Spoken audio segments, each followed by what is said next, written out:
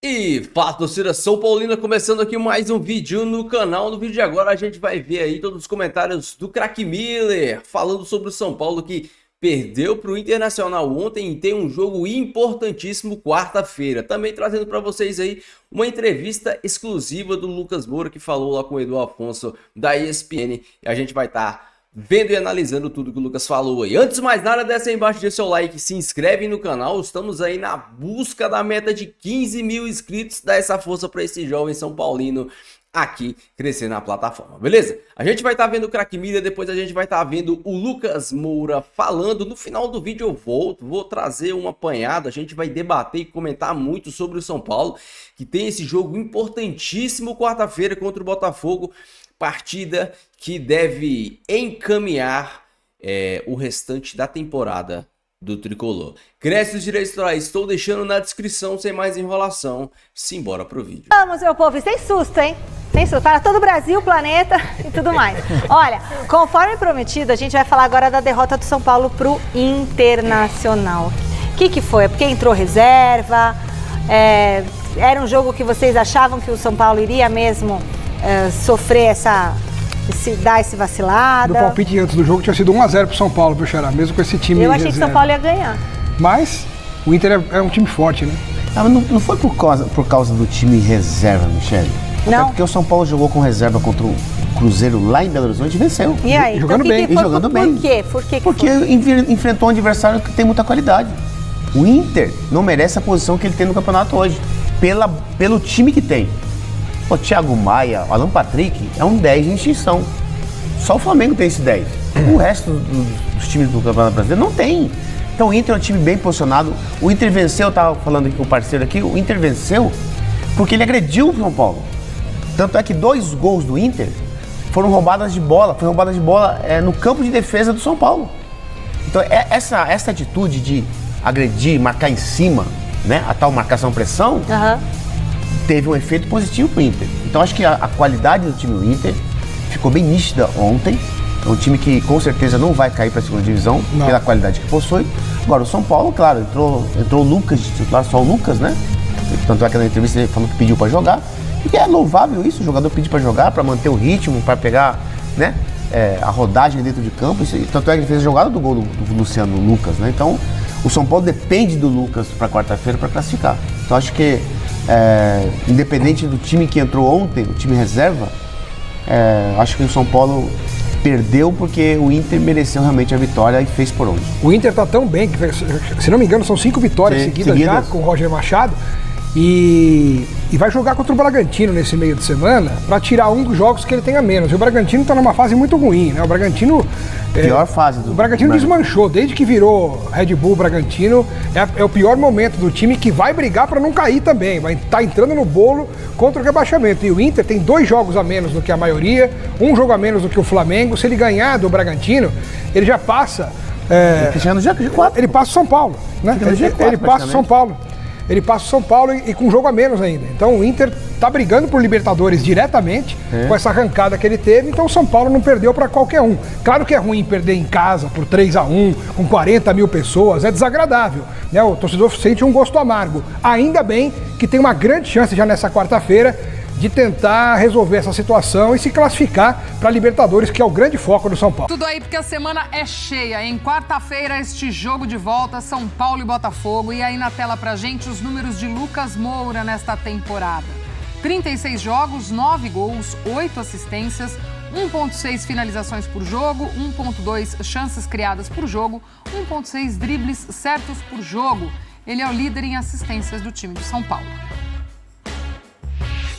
Lucas Moura, que bateu um papo com o Edu Afonso, que chega agora ao vivo ao nosso Sport Center para falar dessa conversa e também desse início de semana importante para o São Paulo, né, Edu? Que vem numa pressão danada para esse jogo de quarta-feira. Beijo, amigo, seja muito bem-vindo.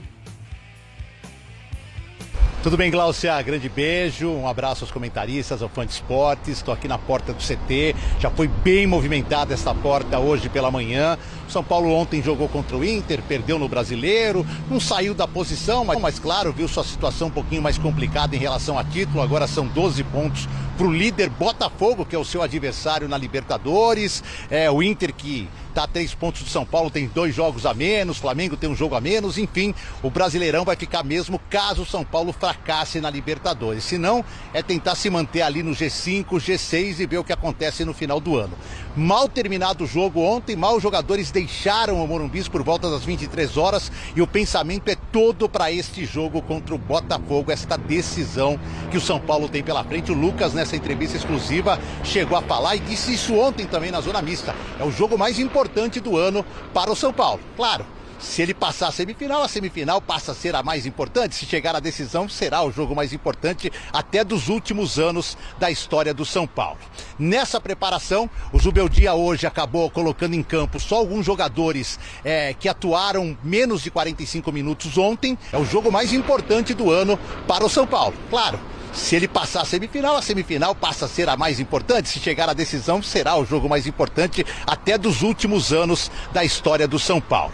Nessa preparação, o Zubeldia hoje acabou colocando em campo só alguns jogadores que atuaram menos de 45 minutos ontem ou que não jogaram. E muitos titulares foram preservados no jogo de ontem. Os que jogaram mais de 45 minutos fizeram apenas um regenerativo, entre eles 2 ou 3 titulares, porque o Luciano a gente não sabe se vai ser titular ou não. Ele era titular até um dia antes do jogo contra o Botafogo, perdeu a posição para o garoto William Gomes. Agora não sabemos se o São Paulo, precisando vencer, o Luciano, que é o artilheiro do time na temporada, volta ao time titular. Mas o Lucas e o Bobadilha fizeram só um regenerativo porque jogaram boa parte da partida contra o Inter.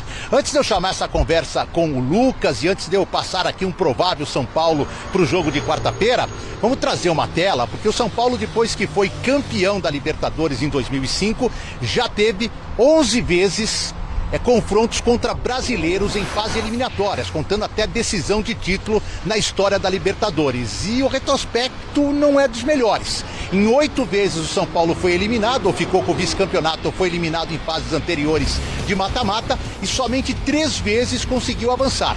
Contra o Palmeiras em 2006, contra o Cruzeiro em 2010 e mais recentemente contra o Atlético Mineiro em 2016, último ano que o São Paulo chegou à fase semifinal da competição. Então, se conseguir contra o Botafogo, torcida do São Paulo no Morumbi, do fato da equipe ter conquistado um bom ponto, um bom empate no jogo de ida e de outros aspectos relevantes deste jogo contra o Botafogo, marcado para quarta-feira. Vamos ouvir com exclusividade na ESPN, Lucas Moura.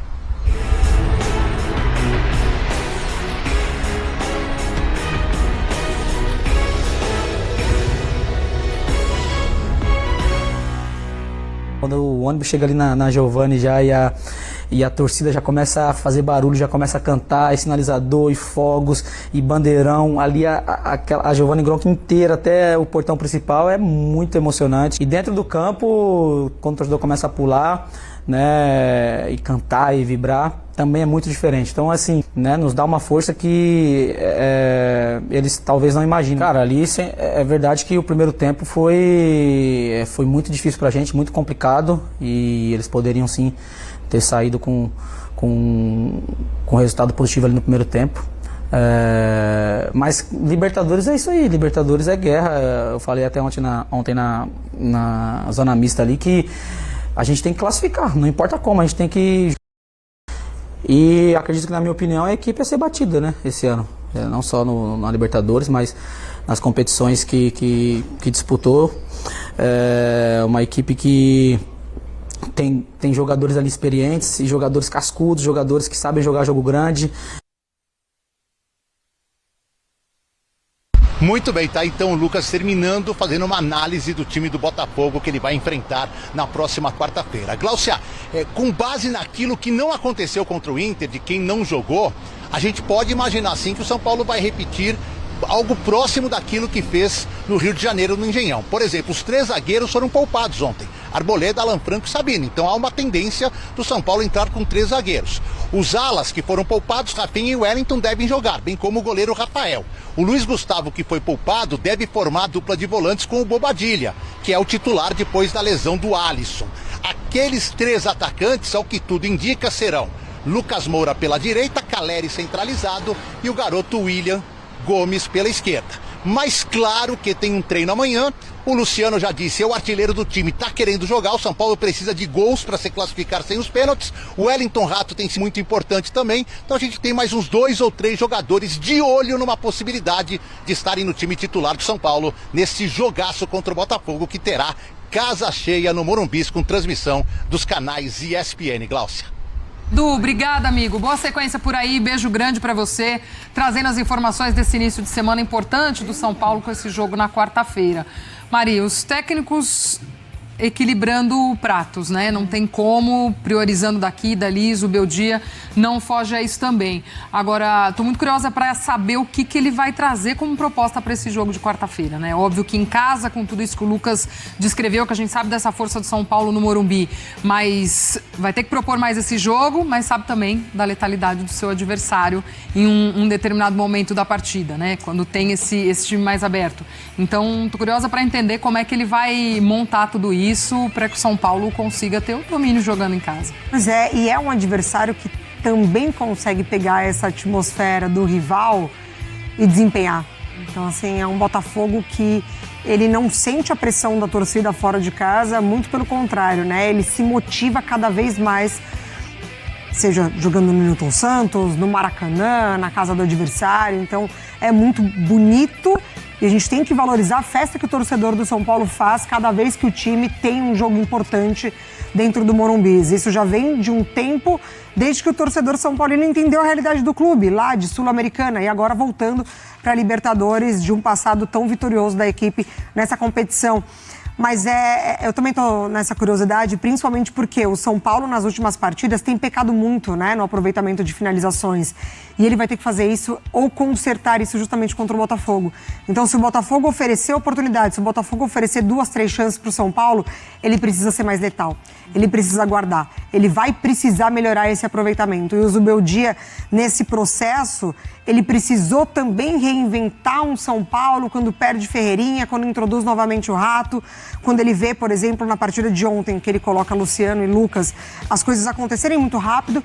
Parecia realmente que o São Paulo poderia ter, nesta dupla, uma possibilidade de vitória contra o Inter, mas no primeiro sinal de uma pressão do Internacional, no primeiro sinal de uma marcação mais forte, esses jogadores já baixam o ritmo, e aí o Internacional, que não teve a bola quase que em nenhum momento, ele consegue machucar o São Paulo na partida de ontem. Então ontem o Zubeldia, para mim, ele pareceu até mais tranquilo, talvez essa derrota já estava ali entre as previstas, porque é um Inter muito melhor, com o São Paulo muito modificado. Agora contra o Botafogo a estratégia vai precisar ser muito letal, e aí a defesa também vai ter que ter o seu trabalho. A gente sabe dessa atmosfera que a torcida do São Paulo cria no Morumbi, mas ontem, depois dessa derrota para o Inter, também veio essa pressão que a gente conversava com o Edu também pelo resultado de quarta-feira. Você até falou, né, desse São Paulo que não ter aproveitado. Num segundo tempo em que apareceram ali algumas oportunidades, uma que o Caleri não costuma perder, né? Mas assim, num primeiro tempo de domínio do Botafogo. Talvez o primeiro jogo ali, o torcedor até olhe um pouco mais de lado dentro desse contexto, mas aí tem Copa do Brasil, aí tem o Brasileirão e esse desempenho que oscila, e aí essa cobrança de quarta-feira tem Libertadores. Porque você pega também o primeiro jogo de Copa do Brasil contra o Atlético, várias oportunidades criadas, o Lucas perde uma ótima oportunidade, e aí quando o Atlético aproveita um contra-ataque, marca um lance também de bola aérea. E aí o jogo da volta, o Atlético numa estratégia de se proteger, de se segurar, e o São Paulo não consegue buscar o resultado. O torcedor tá do lado dele ali, né? Ele entende na visão de que quarta-feira é a obrigação da Libertadores, mas o adversário é duríssimo. Então, assim, o São Paulo colocar toda a expectativa da temporada neste jogo contra o Botafogo é talvez você comprometer a temporada. Então, a eliminação, ela pode acontecer, ela é um caminho talvez mais provável por conta do Botafogo mesmo, e aí o São Paulo vai precisar voltar a atenção no Campeonato Brasileiro, já pensando na próxima temporada. Já comenta aí, já deixa a sua opinião sobre esse jogo importantíssimo do São Paulo. Quarta-feira, se o Zubeldia fez bem em poupar, e eu acho que ele fez bem em poupar, eu só acho que ele quis inventar moda. Eu disse isso no nos vídeos de ontem, se eu não me engano. O Zubeldia inventou moda. Era algo muito simples, era ele repetir o time que atuou contra o Cruzeiro ou ele mudar o esquema do time para favorecer o Luciano. Ontem a gente viu claramente, e aqui eu quero abrir um grande parêntese e dizer que o Luciano fez o gol e fez o que ele é pago para fazer, que é fazer gol. Ok, o Lucas não vem jogando bem e isso é muito pelas más escolhas do Zubeldia. A grande questão é que se o Zubeldia faz as coisas de maneira simples, como o Dorival fazia, por exemplo, o Zubeldia ele resolve dois problemas. Tirar o Lucas do lado do campo, que isso é um problema. E 2, tirar o Luciano da função de meia. Por quê? Ontem a gente viu o Alan Patrick, por exemplo, destruindo com o jogo. Porque ele é um meia de função, um meia de origem. O Luciano fez o gol, mas assim, se a gente for pegar a função do Luciano dentro de campo, e aqui eu não tô querendo criticar o Luciano, eu só quero dar um ponto para vocês entenderem assim mais ou menos o que eu penso. O Luciano, para mim, ele tá sendo mal aproveitado no atual esquema do Zubeldia. O Luciano, para mim, ele é um excelente segundo atacante. Ele fez dupla de ataque com o Brenner e ele destruía de fazer gol. Fez dupla de ataque com o Pablo, fez dupla de ataque com o próprio Caleri no início da era Rogério Ceni. E para mim, ele atuando nessa função, ele consegue chegar à frente para fazer o gol, mas o São Paulo perde muito em criação porque não tem quem crie. Tanto é que o gol do Luciano foi criação do Lucas. Para vocês terem uma ideia, nós estamos em setembro. O Luciano, ele não é mais um atacante, ele é um meia do São Paulo Futebol Clube, camisa 10. O Luciano tem uma assistência na temporada toda. A título de comparação, o Lucas tem 8 assistências na temporada, mesmo jogando na posição errada. Então, pensa comigo aqui. O Luciano, ele é o artilheiro do time atuando na posição errada. O Lucas é o maior assistente do time atuando na posição errada. Não seria tão mais simples colocar os jogadores na posição certa e ver no que isso ia dar? Se você traz o Lucas para dentro, muda o sistema do São Paulo para jogar com 3 volantes, para jogar num 4-4-2 com 3 volantes, para o Lucas não precisar ter que marcar praticamente ninguém, coloca o Lucas de 10, Luciano e Caleri. Olha que coisa magnífica. O Luciano de segundo atacante não ia ter a obrigação de armar o time. O Lucas atuando por dentro não ia ter a obrigação de ter que ficar voltando para marcar lateral e por dentro.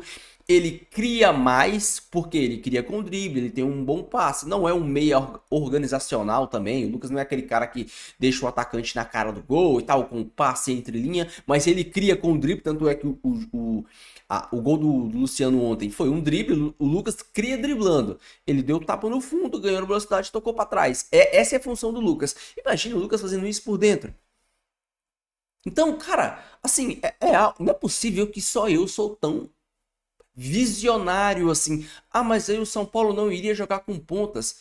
Você pode, no segundo tempo, mudar o sistema. Tirar o Luciano, tirar um volante, colocar meias, colocar pontas. Ou então, até no segundo tempo, você tira um volante, traz o Luciano para dentro, coloca o Lucas. Aí sim, no segundo tempo, com o time adversário mais cansado, você pode abrir, porque no segundo tempo o time adversário vai estar mais cansado. O lateral não vai subir toda hora. O Lucas vai estar menos desgastado por estar jogando por dentro. Mais espaços tendem a aparecer. Você aí sim coloca o Lucas aberto, coloca outro ponta, ou mesmo tira o Luciano, mantém o Lucas por dentro, tira um volante e coloca 2 pontas. Para aí sim jogar no contra-ataque. Sim, será que é algo tão absurdo? Mas isso não é para todas as partidas. Isso aqui é um exemplo que eu estou dando para a partida de ontem. Para mim, o time ideal do São Paulo é sim um time com 2 pontas e com o Lucas atuando por dentro. Não tem como sacar o William do time, porque tá jogando muita bola. Não tem como sacar o Rato do time, porque o Rato ajuda muito na recomposição pelo lado. Agora, se você traz o Lucas pra dentro para atuar como 10, e tem muita gente, o Lucas não tá jogando nada. O Lucas não tá jogando nada porque tá jogando na posição errada. O Lucas, ele não é um meia armador, ele nunca vai ser, assim como o Luciano não é e nunca vai ser. Mas o Lucas, ele rende mais por dentro porque ele cria com drible. Para você ser um meia, você tem que ser um cara ou dinâmico, como aqui eu vou citar 2 meias que não são primores de meias. Por exemplo, o Rodrigo Nestor e o Michel Araújo, eles são meias dinâmicos, meias que correm com a bola, que podem tanto jogar por fora como jogar por dentro, mais ou menos como o De La Cruz também é um meia dinâmico, aquele meia que está em todos os lugares, um Rafael Veiga também, um meia que se movimenta e dá dinâmica ao meio de campo. Ou você é um meia que tem a assistência, como o Ganso, aí como o Alan Patrick, aí como o Arrascaeta, aí como o menino lá do Cruzeiro, Matheus Henrique, se eu não me engano, como o Renato Augusto fazia muito. O meia da assistência, o meia do último passe. Você não tem dinâmica para controlar o jogo, mas essa bola chega no seu pé, você enxerga espaço. Cara, eu gosto muito de assistir futebol. Eu assisti os jogos do Corinthians e o que aquele Garro faz no meio de campo do Corinthians, eu fico imaginando se o Garro jogasse no São Paulo, o Caleri faria 450 bilhões de gols. Porque o Caleri errou um gol contra o Botafogo. Vocês sabem qual foi a última bola de assistência com grande chance que o Caleri teve para marcar? Antes do jogo do Botafogo? A última bola que o Caleri teve com chance clara de finalizar, chance clara, eu não tô falando de brigar com o zagueiro, eu tô falando de chance clara, a bola chegar para ele só finalizar, como foi quando o Botafogo. A última chance que o Caleri teve como aquela foi no 1-0 contra o Flamengo. Minto. Agora eu tenho que ver se foi na bola contra o Flamengo ou se foi a bola contra o Nacional. Qual jogo foi por último? Eu acho que foi o jogo contra o Nacional, né? O jogo contra o Nacional, nas oitavas de final. E o jogo do e a bola do jogo nacional foi uma bola mais difícil do que a do jogo contra o Flamengo, que o Caleri estava dentro da pequena área. Então o Caleri ele não recebe bola. Por quê? Porque o Lucas joga aberto, fora de posição, se mata para recuar, joga aberto, tá sempre longe do gol. O Luciano não é esse meia, então a bola não chega pro Caleri. Então, sabe, é tudo uma cascata de más decisões do Zubeldia que fazem o time atuar desse jeito e perder rendimento. Se o Zubeldia fizesse o simples, o São Paulo não estaria passando por esse momento de dificuldade. O Zubeldia demorou para tirar o Luciano do time. Mas não adianta tirar o Luciano do time e botar o Lucas aberto. Você tem que trazer o Lucas para o meio. Não adianta você tirar o Luciano do time e mudar o sistema para 3 zagueiros e continuar deixando o Lucas aberto. Não adianta, cara. Mantém a merda do sistema. Traz o Lucas para jogar por dentro. Coloca o William para dar velocidade para um lado. Coloca o Rato para dar amplitude e para ajudar na marcação e para ter alguém para cruzar essa bola para o Caleri do outro. E fechou, e vê o que dá. Não tá dando certo, aí você muda, aí você busca alternativas. E eu espero que o Zubeldia faça isso. Deixa aí a sua opinião, deixa o seu comentário, eu quero muito saber. Não esqueça de deixar o seu like e se inscrever no canal se você não for inscrito, beleza? Fiquem todos com Deus, até o próximo vídeo. E valeu.